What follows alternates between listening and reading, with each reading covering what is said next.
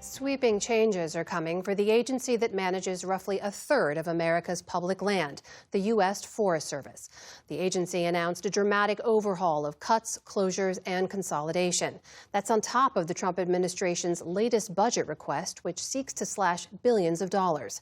As William Brangham reports, the administration calls these common sense moves, but some worry it could undermine the agency's mission. We have to manage within our budgets. We can't hire staff and have staff in excess of the money we have. On Capitol Hill, U.S. Forest Service Chief Tom Schultz made the case for the sweeping reorganization of his 121-year-old agency. So what we're trying to do is push decision-making down to the ground so the men and women on the ground give them more responsibility and authority to make decisions, and to remove some of middle management, and to move people more resources to the forest. The Forest Service manages grazing, logging, mining, and firefighting on 200 million acres of U.S. land, as well as thousands of trails and forests that millions of Americans visit every year. Its science facilities also run the largest forest research project in the country. The new plan calls for shuttering 3/4 of those facilities, moving the entire agency's headquarters from Washington, D.C. to Salt Lake City, and closing every regional office in the country. It's a radical departure that will impact thousands of jobs, but an essential one, according to Associate Chief Chris French. He's the number 2 in the service. We have to make choices. The challenge is, and the right way to do this, is to make those choices where you're putting people first. French says the agency is now over budget and understaffed where it matters most. This is a continuous thing that I hear from our employees. They don't have enough people on the ground to do their work, and they think we're top heavy. But critics argue this restructuring is really more a dismantling. Give me some reasons that you would trust an organization or an administration that treats their employees like this. Mike Dombeck served as Forest Service chief under Bill Clinton.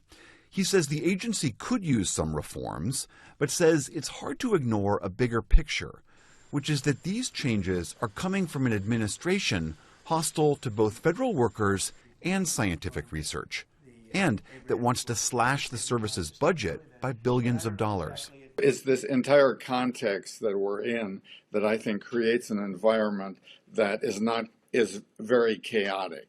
And then you put a reorganization on top of this sort of chaotic environment. It makes me wonder, what is the real end game? What is the administration's long-term goal? The Forest Service says only about 500 employees will be forced to relocate. But the union representing those people says the number of impacted jobs could be much higher, around 6,500. During the first Trump administration, when the Bureau of Land Management's headquarters were going to be moved from D.C. to Colorado, almost 90% of staff quit rather than move. That relocation was later canceled. Steve Gutierrez, a former wildland firefighter who now works for the union representing Forest Service employees, says he expects a similar dynamic here. Not everybody can go and pick up their entire lives. They can't move their kids from schools, sell their homes, get their spouses to go and move to other places.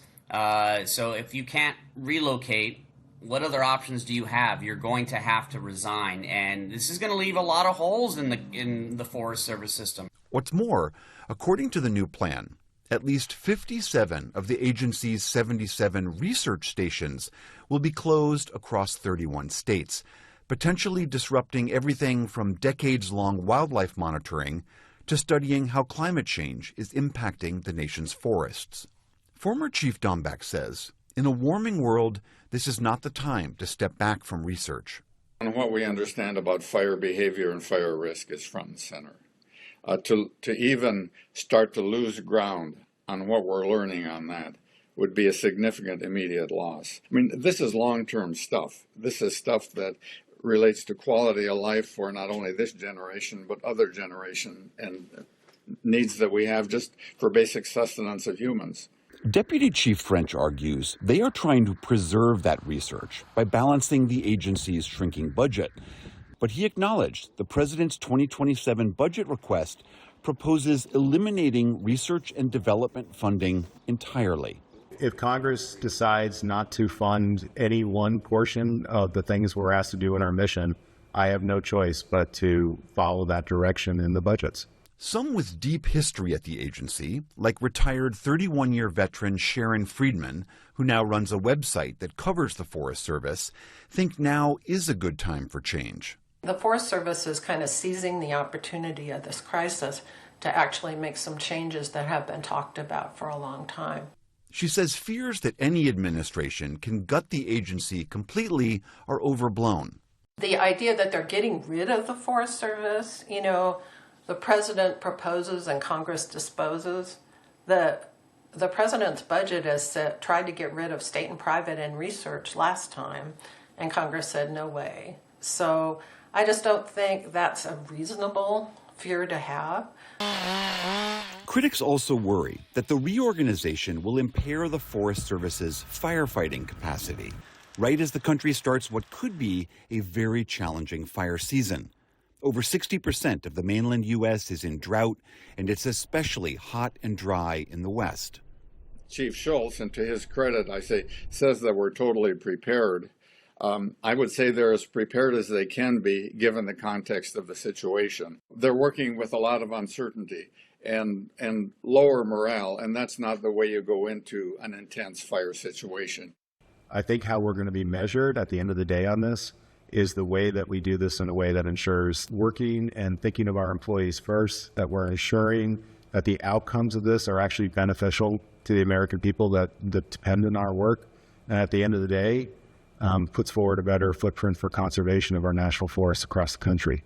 The first major change, relocating the Forest Service's headquarters, is expected to begin later this year. For the PBS News Hour, I'm William Brangham.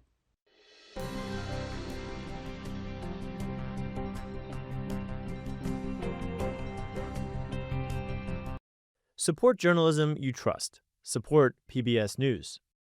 Donate now, or even better, start a monthly contribution today.